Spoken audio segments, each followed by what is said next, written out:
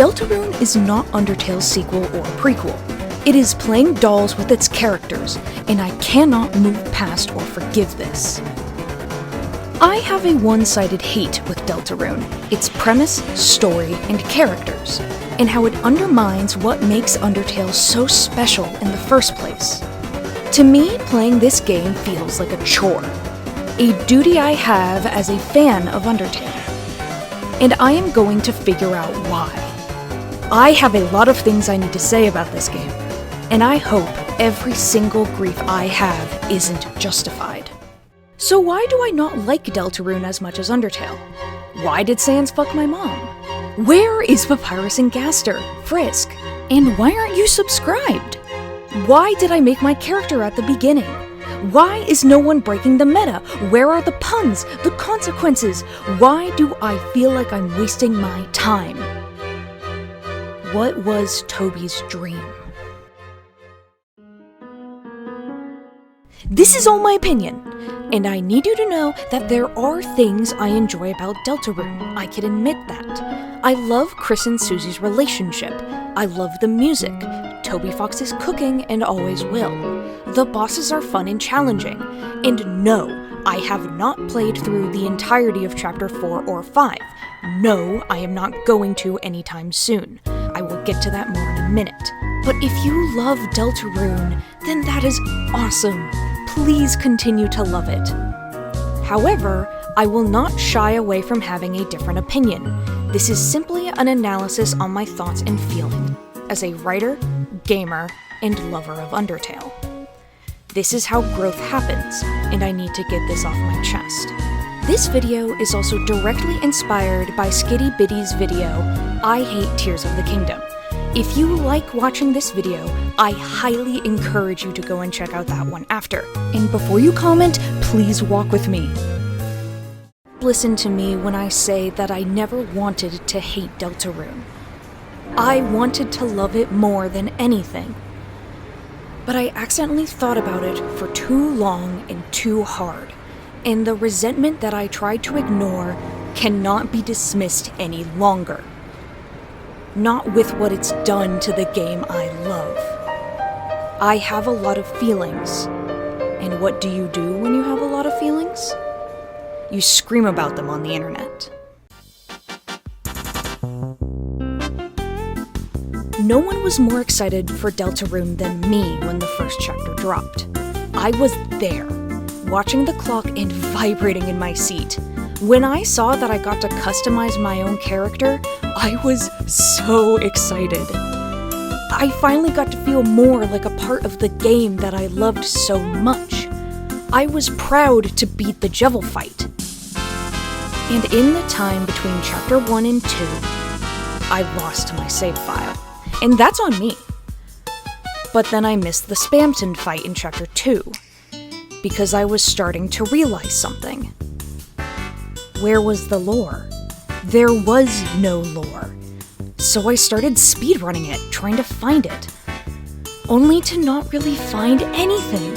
And I kept going, hoping, waiting for the things I love to appear as they did in Undertale's tight, average 6-hour run, to see even a hint of where it was going. Only to get more and more confused. Chapter 3 so far has been my favorite chapter of Deltarune. The Roaring Night fight has gotten the closest I feel to the essence of Undertale.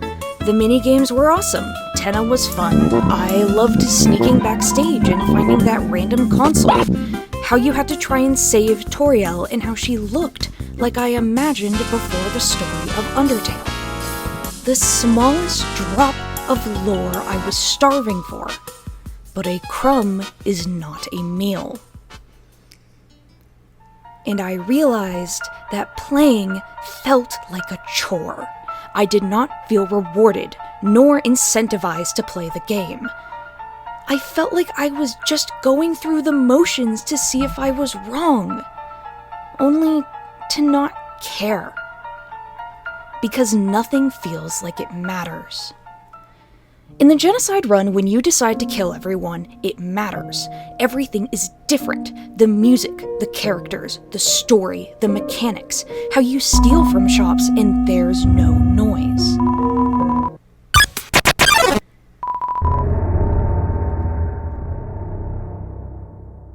If you've done a genocide run, that made you feel uncomfortable, didn't it? Sans calls you out right away. The pun-loving, hot-dog-stacking, lovable loser that needs no introduction. The ultimate lazybones. Stops being lazy. He actually does something. He calls you out, tells you how he knows what you're doing. How you should stop. No one calls you out for sneaking backstage in Chapter 3.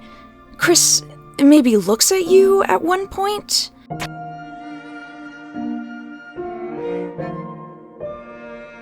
But Kris deserves their own section, and we'll get there. Undertale came out in 2015, and I have been hooked ever since. I have lost friends over the love of puns this game inspired.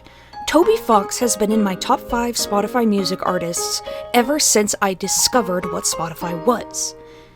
It helped me accept my love for Christmas through the fact that Snowdin Town exists. My high school yearbook quote was, "Despite everything, it's still you." I was there for the voiceover dub of the Christmas Party AU. I was there for the entirety of the Handplates comic run. Loving handplates is how I got my start as a fan artist. Some fan art I made for that comic is the first time I realized I could make fan art that others liked. I thought MatPat giving the copy of the game to the Pope was weirdly beautiful. As a middle schooler in a Catholic school, I thought it was so cool that the Pope, knew about something I loved so deeply. It had never occurred to me that someone like the Pope could know what Undertale was until then. It was the catalyst between some really nice bonding time with my father as we played the pacifist run together. Undertale is the reason why, despite all the times I've wanted to give up, I just keep going. Because every time I fell and thought that I couldn't get back up again, I remembered to stay determined. That despite everything I've gone through, every ounce of pain and suffering that I have endured, despite everything, I am still me. I am still the person I was. My soul is still the same, even scarred and broken. I am saying all of this because the game means the world to me. It will for the rest of my life. Undertale inspires me to live. I am not fucking around, so please know that any and all critiques come from a place of love. That Undertale is so deeply a part of me that hating on Deltarune feels like I'm hating on myself. I am so excited to see what Toby's dream was that inspired my favorite game of all time. No matter what it was, it gave me Undertale. So I truly have no right to complain. And yet, like my father before me, complain I will. Because Deltarune took all the things I loved about Undertale and ground it into the mud and simply refuses to acknowledge it, which in my opinion is worse. I will be talking about Undertale a lot in this video. But these two games are not the same. Like their titles, they are anagrams of each other. Two halves of the same coin. Undertale was a gift. Deltarune is a fever dream. Undertale's mechanics are unintentionally masterful in the way they present. I am incredibly biased, and I can and will admit that. But in many ways, Undertale makes you feel as though you, the player, are a part of the game. That is so incredibly rare from a video game. That the things you do matter. Like something as small as buying and keeping a spider donut, and then eating it during the Muppet fight later, and it causing the fight to end. Your support and kindness benefits you, and that's beautiful. But on the other side, when you kill someone in the game, you are immediately punished for it, as you can no longer get the truly best ending, the true pacifist run. Everything in the game is straightforward and makes sense. It evolves in ways that are both invigorating, creative, and also just straight up beautiful. One of the traits I value the most in myself is my kindness. I love these characters so much. But the curiosity of a genocide run had me confronting the deepest, darkest parts of myself. Despite already knowing exactly how a genocide run goes. I watched parts of myself die as I killed the characters that had become parts of me. When every time I did it, it became just a little bit easier. Not only that, but it takes the traditional game mechanics and expands upon them. Like how in Sans' fight, you get attacked in the menu! Like that's genuinely insane! It truly drives home just how broken everything is. How much you have destroyed in your hate and malice. How it's your fault. It's one of the best examples of show don't tell I've seen in a video game. Additionally, the concept of save mechanics being more than just a save scumming point that you can return to. How you can actually save those you love, like we see in the Asriel fight. But it refused. When you die in Asriel's battle, it says, but it refused, which is both beautiful and a pun. I can count all the examples of meta gameplay in Deltarune so far on one hand. Everything I have just talked about has yet to really make an appearance in Deltarune. When you kill everyone, no one really acknowledges it, at least not that I've really seen anyone talk about. I suppose that it's because the Dark World is make-believe? But it's also not. Undyne gets kidnapped, there are portals, and yet simultaneously Lancer and Relsey don't exist, and I'm supposed to believe that? Why can some characters travel back and forth and others can't? What makes a Darkener stuck there? It's not because they're a monster. If this is supposed to take place in the Undertale world, or one with the same rules, what is the difference between a monster and a Darkener? Where are all the other humans? Are Darkeners a subsection of monster? We know that they reflect items in the light world, but that also just doesn't really make much sense either. In this world, does the underground exist at all? Did the war just never happen? Yeah, remember that? The war? Why would you even introduce the Darkeners v Lightners? I am genuinely confused by this. Why was this never mentioned in Undertale, even in passing, like in the Library? Why is it never explained? Magic is supposed to be prevalent, isn't it? That's such an easy explanation, it's right there! And yet, it's just not! Why would you even introduce the Darkeners v Lightners? I am genuinely confused by this. Even just a one-off line about human magic or new monster magic would have been good enough. The game's inability to stick to one premise really bites it here, and that happens even more so in the battle mechanics. I don't like the battles in this game. Something awesome about Undertale is that every battle had the same core mechanic. You are the heart in this box, and you gotta weave and dodge.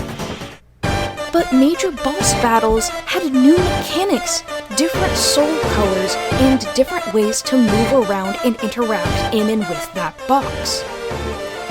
It doesn't randomly start throwing you out of your box and shooting you.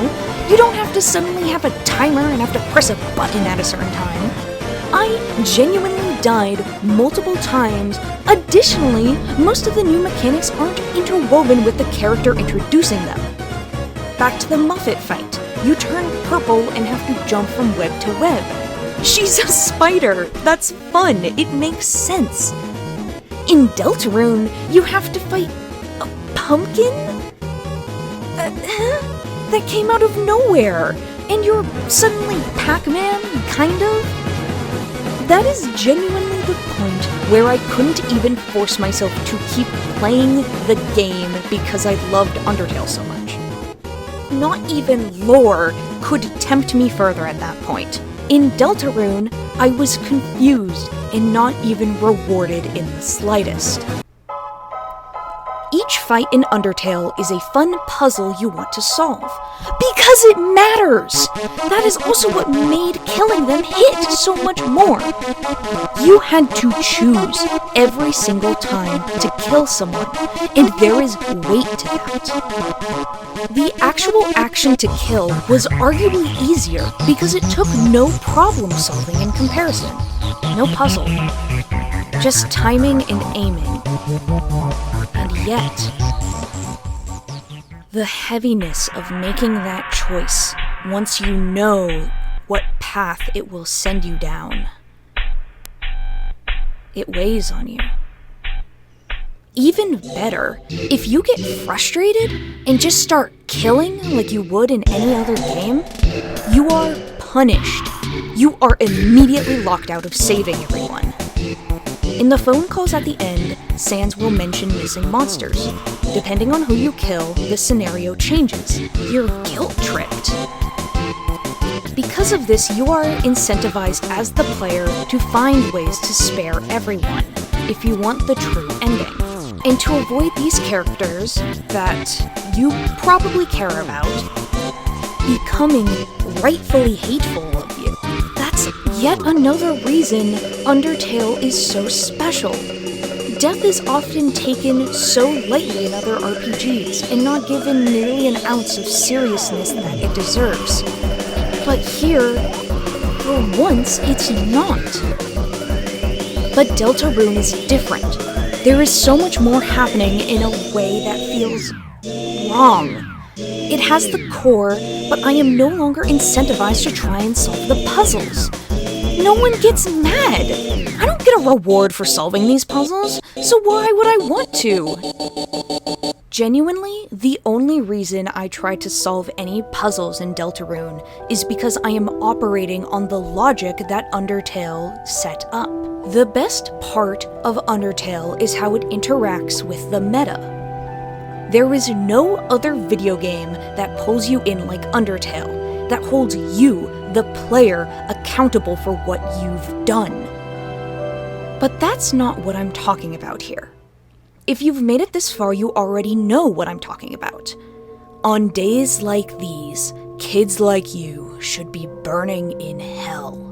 How Sans knows how many times you've died when you fight him. How Flowey calls you out for thinking you, the player, can get away with shaping their universe. It adds stakes, intrigue. It is one of the things that makes Undertale so creative. It's one of the things that makes me care and want to invest into it and its story. Something I loved and respected about Undertale is how much it deters grinding, which for a video game is also very unique. How you have to go out of your way to grind out killing monsters in the genocide run. How every encounter feels like processing towards your goal of the true ending. I had to play through Tenna's minigames to unlock the secret rooms more times than I ever wanted to. And I hated it! I had to grind to process towards what could supposedly be the true ending. If there even is one, we have no idea! And that only frustrates me more! You also get to see how everyone is enjoying being alive at the end of a true pacifist run. all of these characters you've grown to love are finally free after being trapped down in the underground for so long. Which is exactly what everyone in that game wanted since the beginning. What you've been told over and over again that they've been waiting and fighting for. It's beautiful, satisfying. Even better, you get different versions of this during every single neutral ending, through the many different, as aforementioned, Sans phone calls. In Deltarune, you get a maybe slightly different long hallway you are forced to spend time walking down, with maybe some funny dialogue? But whenever I saw that, whenever I walked down those hallways, I didn't feel satisfied. I feel like there's always too much going on and none of it is particularly interesting. I haven't had enough time to really get attached to any characters beyond, like, Susie? Maybe Ralsei? Deltarune just doesn't have the qualities that Undertale does. At least, not yet, and not in any way I can currently recall or care for. And yet, it still so heavily relies on things you learn in Undertale. Like how you know there's different routes you could take, or routes. There's only 2 paths as far as we know. But is it a prequel or a sequel? It's neither. I have spent so much time trying to figure out if it comes before or after Undertale, if it's some weird parallel universe. And I have nothing. But it's so weird! It's to a point where things feel disconnected and like they don't really make any sense. The story beats that it has are incredibly basic compared to Undertale's underlying complexities. At no point have I felt pushed or challenged by what I've found in Deltarune, only confused, amused, or downright disappointed. Except for the explosions. Those are always funny. I genuinely am still confused as to who the main villain of Deltarune is. In Chapter 5 of 7! The final chapter is 2 chapters away! In Undertale, the villain is obviously Flowey. You figure that out not even 5 minutes into the game. In Deltarune, is it the Roaring Knight? Noelle's mom? Kris? Des? All 4 or 3? Why? I don't know about you, but I want to understand what is going on in the story I am engaging with. Undertale's plot made sense. Escape the underground. The complexity came from how you do that and who comes with you. In Deltarune, it's stop the Roaring Knight? Stop the dark portals from opening? Stop the prophecy that keeps getting waved Dingle, in front pay of our attention. face? Pay attention. I said your favorite word. The back rooms. Okay, the back rooms. Dingle, dangle. For some reason, I know the portals are supposed to be bad, I think, but we also see how good the Dark World is. And also simultaneously that it's not really real and just based on the items we see in the real world. It just feels weird to me. Hypocritical. Now I have seen and been told the following. To judge it as a separate game from Undertale. Why can't you just accept it's its own thing? Because it's not! Because there are too many things connecting the games, and how it takes advantage of Undertale, its premise, and its characters. In the most recent chapter, we literally see the origin of the poorly drawn picture of 3 people. The don't forget drawing. You know, the drawing hidden in the secret room in Sans and Papyrus' house in Undertale. In Chapter 5 of Deltarune, Sans asks Susie to draw a picture of her and her friends. So, she draws her, Ralsei, and Kris, and hands it back to him. That is the answer to a mystery from Undertale that has haunted me since I first heard about it for over a decade. I would love to treat this game like I would Legend of Korra vs. Avatar: The Last Airbender, but I can't. it has the same characters, and yet refuses to expand upon them in truly meaningful, deep ways. And it has had more than enough time to do that over the course of 5 chapters of 7! 7! I cannot tell if I am being rage baited or if this is the slowest story and a plot burn of all time. But it makes no sense. And I don't even know why I haven't seen anyone else talking about any of this. I am genuinely afraid to put this video out because I have only seen praise for this game. That, in my mind, has not earned all of the praise it has gotten yet. So I will be brave and continue on anyway.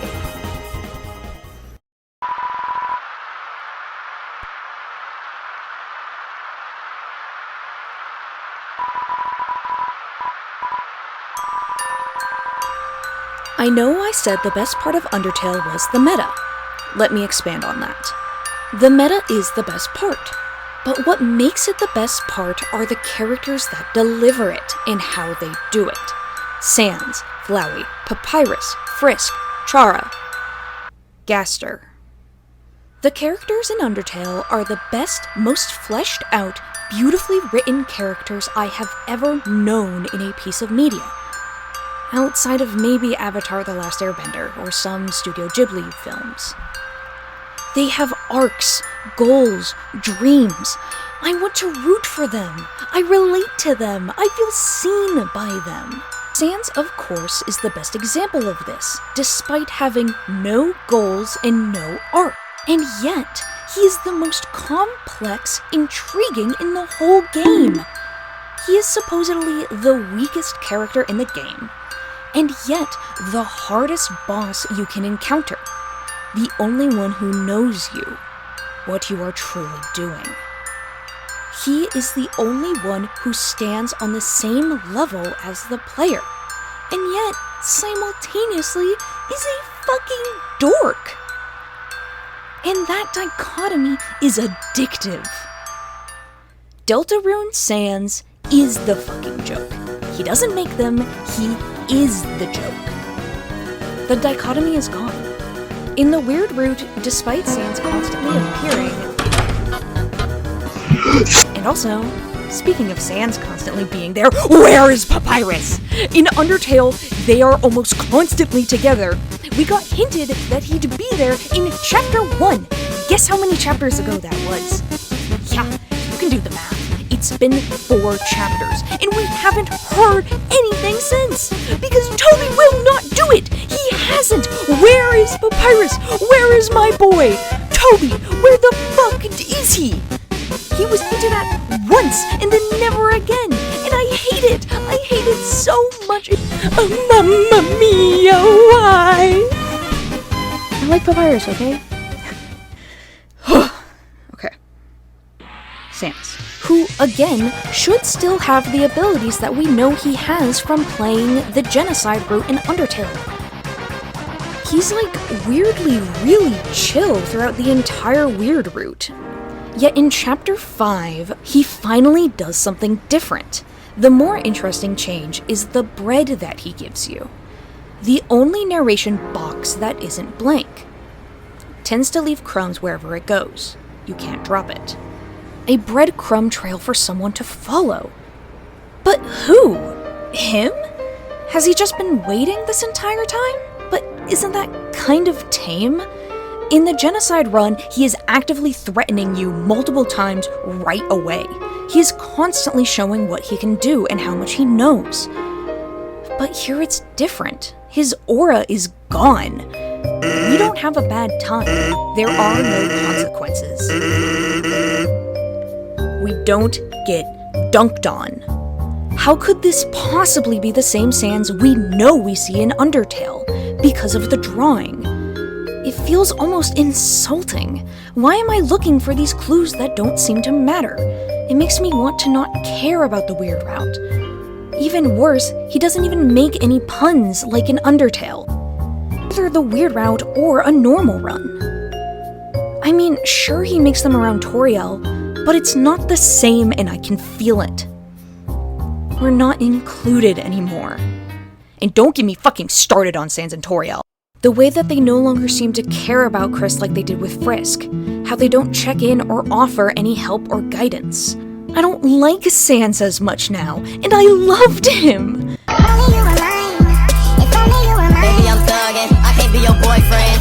And that is something that makes me hate Deltarune. This game makes me feel stupid for loving him. Like Tears of the Kingdom made Skitty feel stupid for loving Breath of the Wild and being curious about the lore hidden in plain sight. The hints.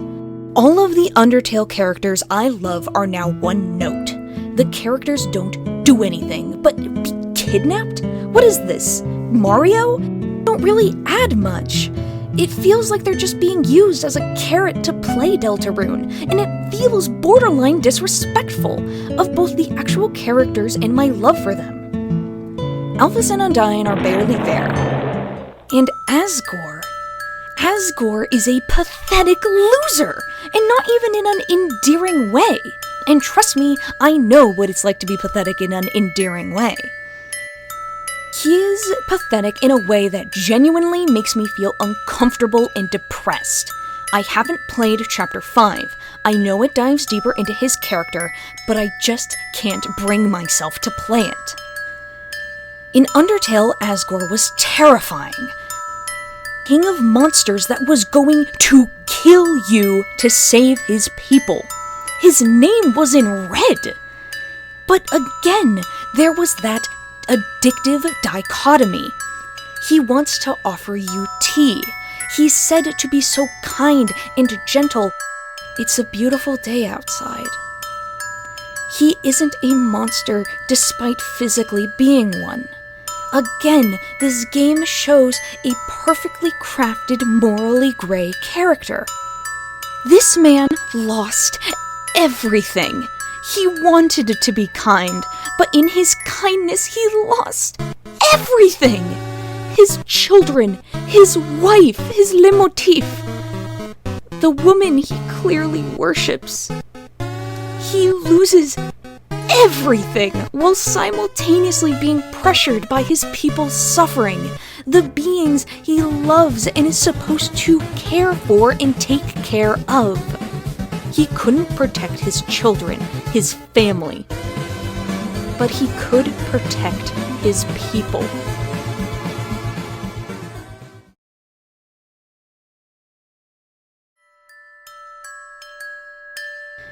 His hate for humans is justified, and yet he doesn't hate them. He doesn't want to kill any of them. It's the Last of Us moral dilemma. What are you willing to do for love? What are you willing to sacrifice for your people? Despite Asgore's sins, I want to see him happy. I wish that there was a world where he didn't have to kill, where he could have been happy with his family. And yet, he's disrespected over and over again. In the world where he doesn't have to kill, he still loses everything anyway. It took 5 chapters to learn that his greatest sin was obsession. He didn't even murder anyone this time. And yet, he's made a fucking joke! All of his complexity is stripped away from him, and the internet memes on him! He's alone. And as someone who has had to endure loneliness caused by my own kindness, I learn a new meaning of the word hate. It makes me sad.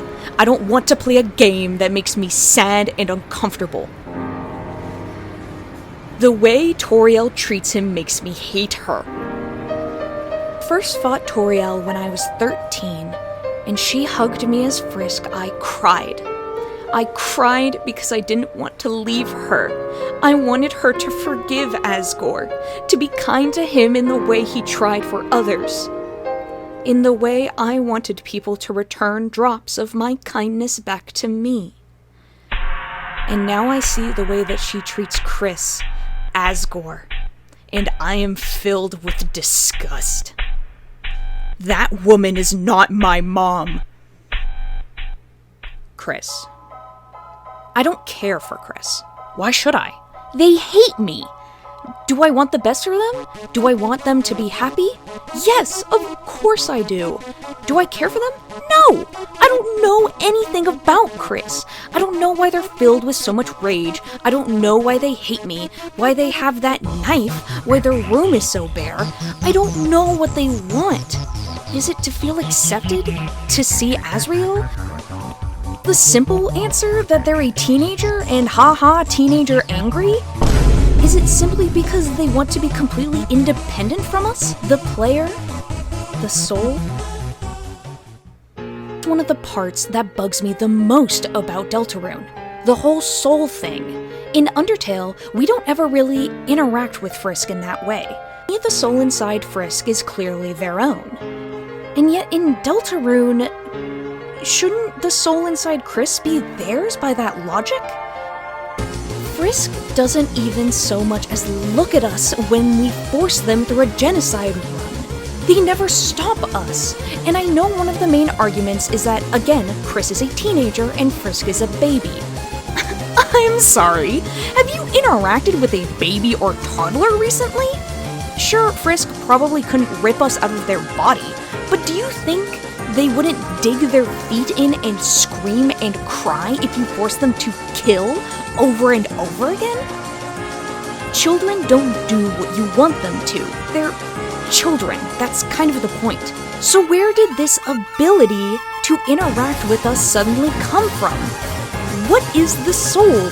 Who does it belong to? We know monsters can summon our souls out of our bodies. We see it in every fight. So this development is actually really interesting. Wow, I sure wish they did more with it. I hate being unable to interact with anything. How whenever I am outside Kris, I don't have any choices, or if I do, I'm railroaded. What is railroading? Railroading is specifically a D&D term, where a dungeon master or DM forces a player down a single predetermined storyline, stripping away meaningful choices and agency. The specific example that comes to mind is in Chapter 4, when we spend a large section of game in Noelle's house in the vents. I explored every single vent, and was not rewarded for my actions. If anything, I felt punished. I felt like I was wasting my time. I was forced to sit through exposition about characters I know damn near nothing about. And I didn't even learn anything that I didn't already know. Asgore is a loser who leeches off of others. I know Susie already has feelings for Noelle, and again, I don't care for Kris. Asgore is present and making me depressed right now. The only character, genuinely, the only character I liked is Susie, which is genuinely insane to write out. Because in Chapter 1, I hated Susie. I hated how rude she was, how she bullied and put others down, and how that was accepted and borderline glorified. But slowly over time, as her character arc actually developed, I wanted to root for her. I liked seeing her and Noelle talk.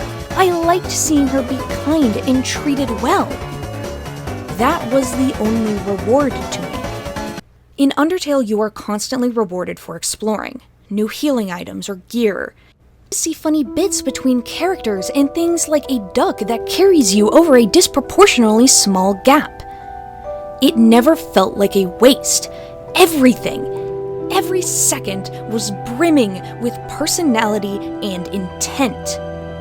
In those vents, in that house, I just felt baited, disappointed, that I got nothing, that I had nothing to show for the time I was putting in.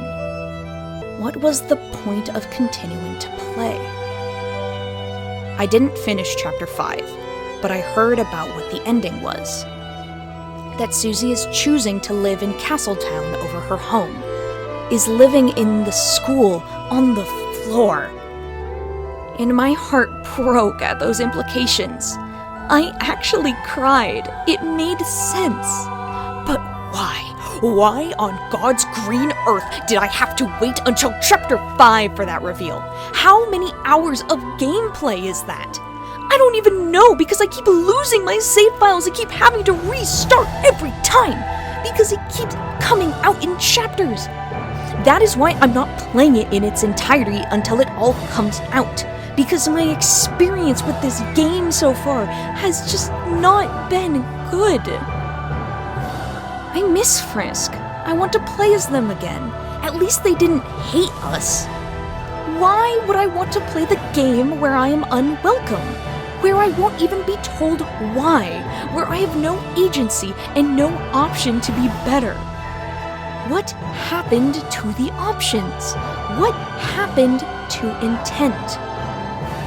I ask you, dear viewer, what happened to the lore? At the end of the day, do you want to know why I'm playing Deltarune? Why I've played it all if I'm not having any fun? Lore. That is one of the most cursed parts about this. That Toby Fox made something so good, so intriguing, that I want to see it through to the bitter end. Just for the potential crumbs of a story I want to see finish, for answers I may never get.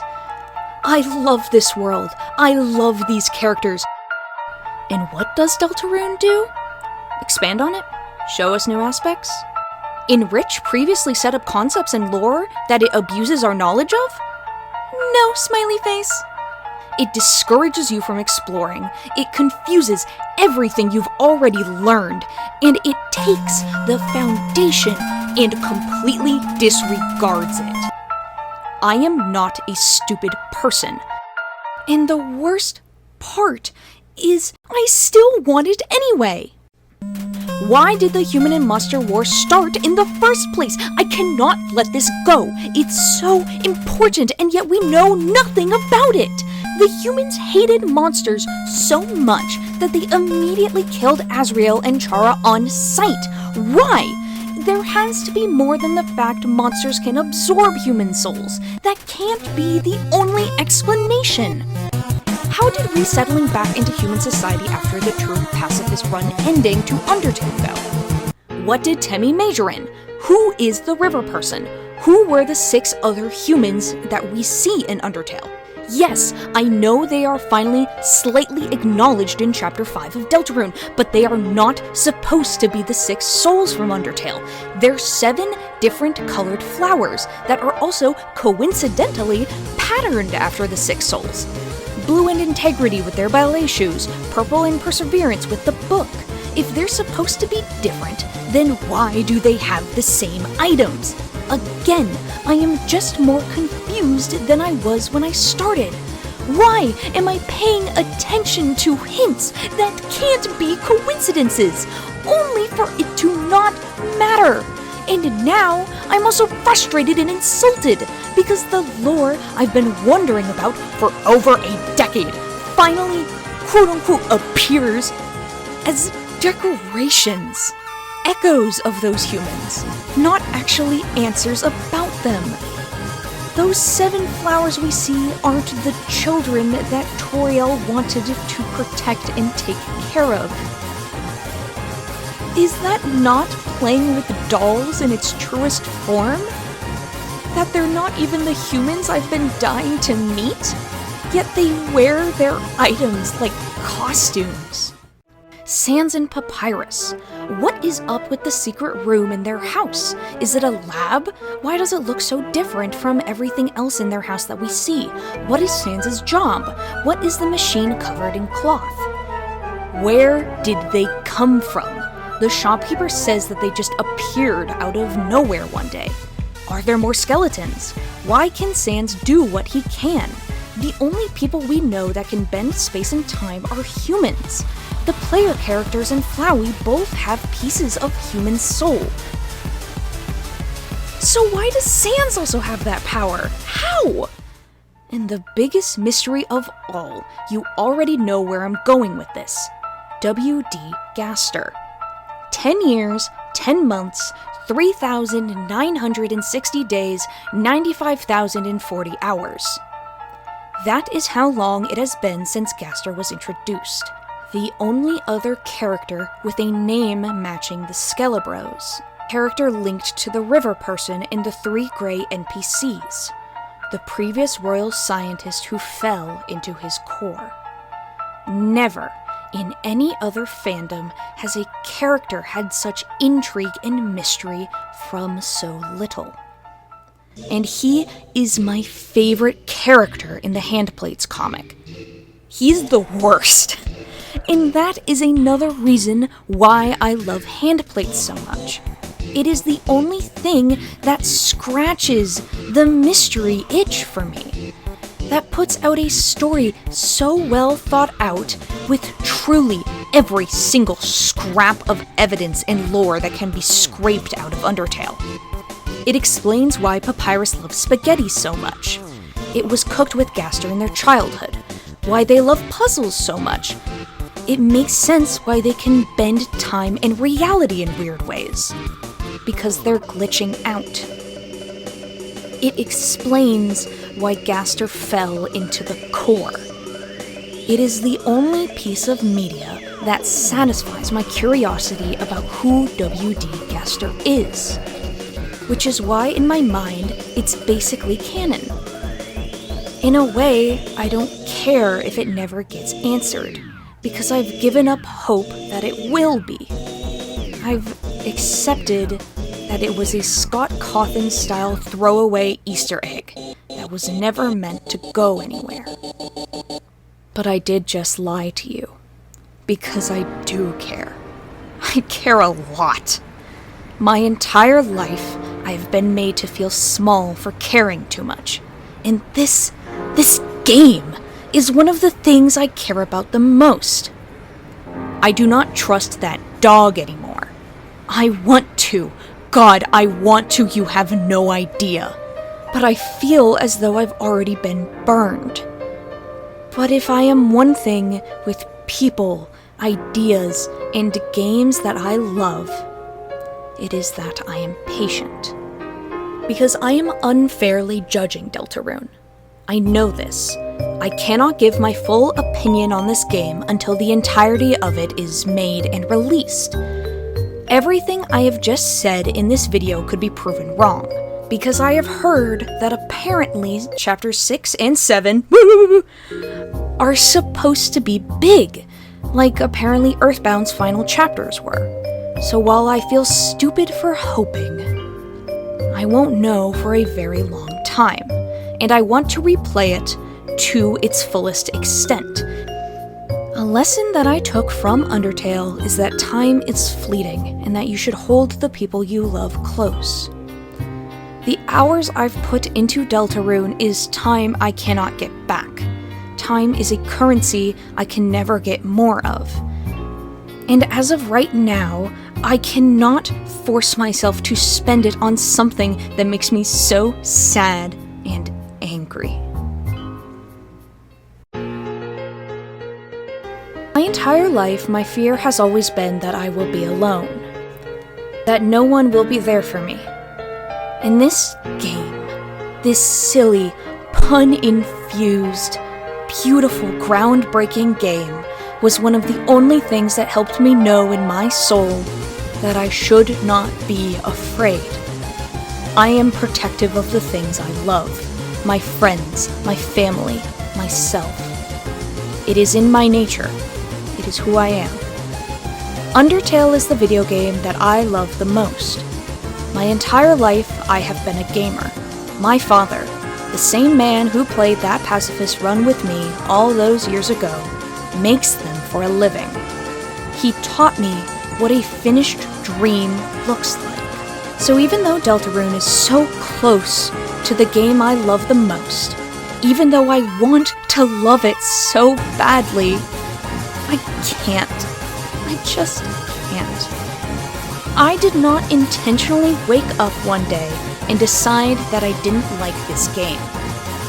It happened slowly, over time, like poison, accidentally. over the long hours I spent trying to figure out the plot, the arcs, the lore, and realizing that it's just not there yet. Deltarune is not Undertale. And like the opposite of love, the other side of the coin, I hate it. I never wanted to hate Deltarune. I really hope that I will be inspired to change my mind someday. But from where I'm sitting, I'm finally doubting the determination that makes up the very core of my being. I don't know if I can stay determined, but I want to try. Because Gaster isn't even the biggest mystery that has yet to be solved. The biggest question. What was your dream, Toby? Okay, hi. That was a lot. And if you made it this far, genuinely, thank you from the bottom of my heart. I know that was a long time of me being upset about a video game. And if you disagree with me, good. Tell me what I got wrong. Tell me what I missed. Because again, I would genuinely love to be wrong about this. And again, this video was directly inspired by Skittybitty's I Hate Tears of the Kingdom. If you liked this one, please go watch that video. It's way better than mine, and maybe subscribe to them while you're there. All of the footage sources and art credits are in the description, or at the very least all of the ones that I could find. If any of it is yours, comment or DM me and I'll credit you or take it down. No argument, no hard feelings. I'm also definitely making a video about hand plates sometime in the future, and maybe just a straight up Undertale video. Anyway, please go hug someone you love, and stay determined.